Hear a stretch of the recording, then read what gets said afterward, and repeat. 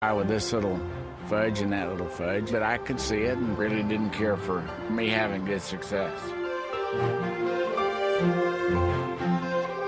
Petty's rivals also included David Pearson and Cale Yarborough. But it was an incident with Richard's brother, Maurice, that made the Allison rivalry personal. Which one was it that you went to where Maurice got angry? Islip. Islip, I thought, yeah. There was a That was the second year at Islip. Yeah. My second win. And he got pretty angry, and he came around a trailer with a bat to hit Bobby. And I really didn't see a bat. All I knew that he was. No, he had a bat. He was coming after me, and we got separated on it. I did get clobbered a little bit. Got to end up with a black eye out of the deal or whatever. As I look back at it, we were really turning on the NASCAR fans. Richard Petty and I did the most amazing sell job for NASCAR that anything ever did. People then started looking more and more to personalities driving the car than they did the cars. And it woke up the rest of the world that there was something going on in the South. And as we did that, that made the sport grow.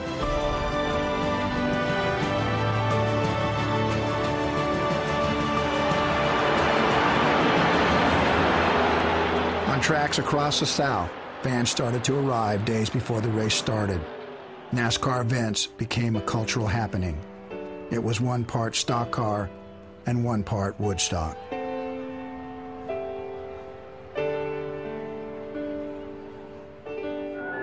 are those who quietly suggest that the people who come to the race are the real show. Some wake up wondering who, what, and where they are. It's a picnic, family reunion, camping trip, cookout, state fair, overnight sleep out, and stage show, all wound up into one big melee. There's nothing quite like it anywhere else in the world. It gets bigger every year. Bill France dreamt of making NASCAR an all-American sport that brought people together. But the America of the 1960s was a nation divided. From far and near, the fans began to gather. Old times were gone, but not forgotten. This would be Carolina's biggest carnival, the Old South and some of the New South, too. Ready for a big parade. The Confederate flag, that was part of the history, happened. There's no denying that. But I don't think anybody out in the garage area or in the management of the sport feels that that's an integral part of the sport. In the 1960s, the checkered flag and the Confederate flag shared a common thread. They both represented the division between black and white. Wendell Scott was NASCAR's first African-American star. Scott was a rebel, racing in a sport represented by the rebel flag. Time frame that we were in the South racing, in the early 60s. We were all through the early 60s, the demonstrations and the thing that Martin Luther King was doing for our people. Things were going on in Montgomery, Birmingham. We'd be actually racing in those cities.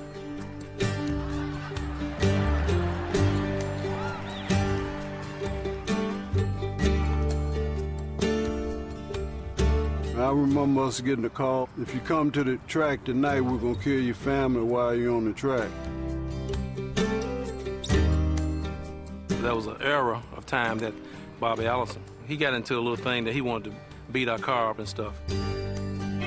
Wendell Scott, one of the drivers on the trail who does all his own work, and this is real heartbreak here. He does all his own work with his two sons. Wendell Scott, slot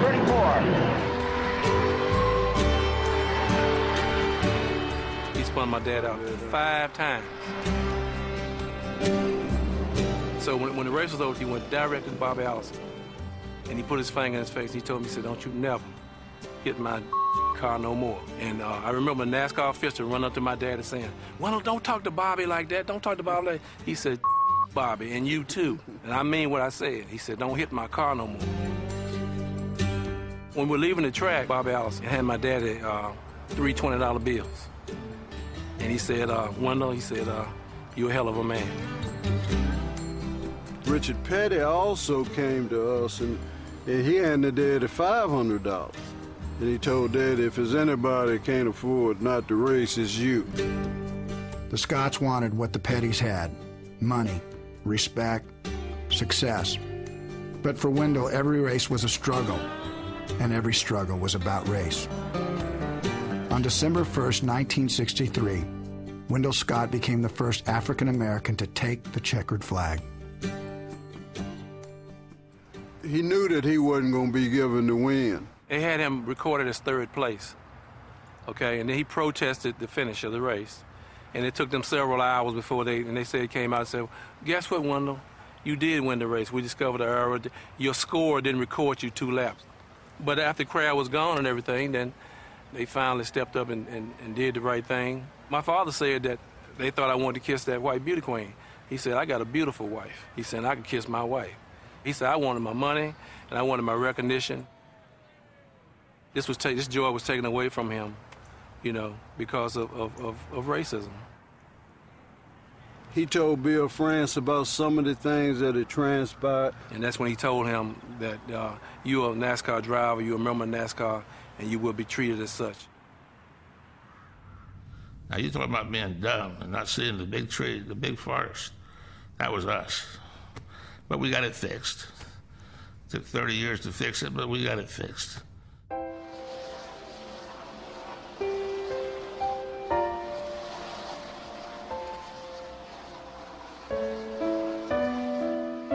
Now, I can really see what a ride it was. Bill France Jr. wanted to grow NASCAR beyond its southern roots. In 1972, he took over the family business from his father. Sitting around in meetings, I wish I had 20 more guys like me working here. You know. One of NASCAR's failings in the past has been not looking far enough in the future for some so-called long-range planning. With the 1970s came the rise of feminism and a demand for equal rights, whether the workplace was Wall Street, Main Street, or Pit Road.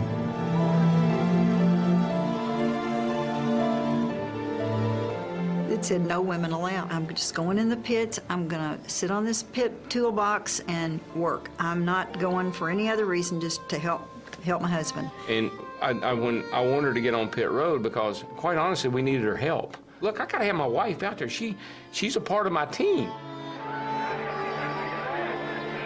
NASCAR has always been fortunate that if we make the wrong decision, we got the capabilities to fix it. That was a big change. That was a big, big change for NASCAR. And I think that's what helped me be as supportive as I was for 30 years while he raced.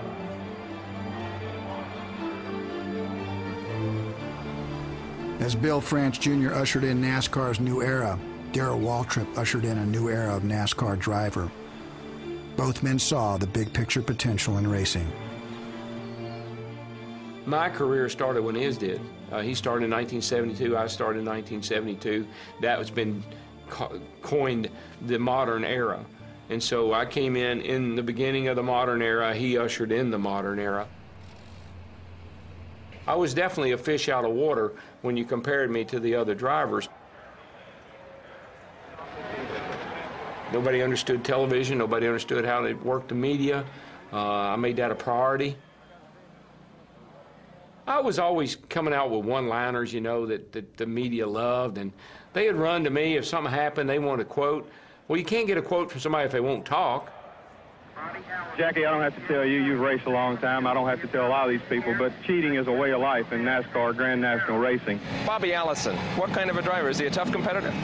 Well, he's the second best driver Nygaard ever had. Joe, how does it feel to be the biggest cheater here today? I'd say things I thought were funny.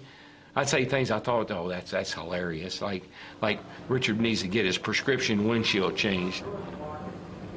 And so, you know, I didn't go around saying, oh, I love Richard, he's the king and he's the man and I'm going to bow down.